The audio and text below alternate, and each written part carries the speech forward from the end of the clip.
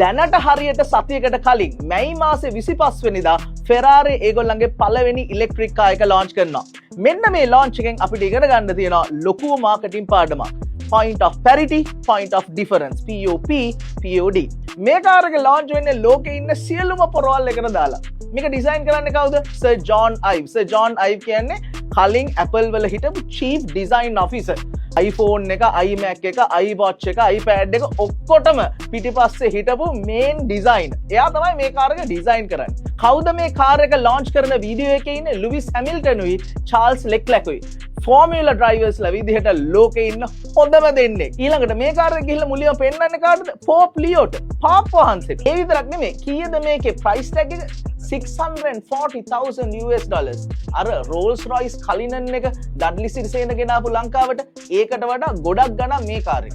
හැබැයි launch එක කරලා දවස් දෙකෙන් Ferrari වල shares 108කින් වැටෙනවා. TikTok එකේ Ferrari account එකට ගිහිල්ලා launch video එකේ comments බැලුවොත් ඔයාලට බලා ගන්න පුළුවන් මිනිස්සු මේකට hina වෙනවා. ඇයි මෙහෙම වෙන්නේ? මෙන්න මේක තේරුම් ගන්න අපිට ඉගෙන ගන්න වෙනවා මාකටිං වල තියෙන ප්‍රධාන concepts දෙකක්. Point of parity සහ point of difference. Point of parity කියලා කියන්නේ ඔයා අලුත් ඩිසයින් එකක් ගේනකොට ඔයාගේ බ්‍රෑන්ඩ් එකේ කලින් තිබ්බ ඩිසයින්ස් වලට කොච්චර ළඟ දෙයක් ඔයා කරනවද කියන එක.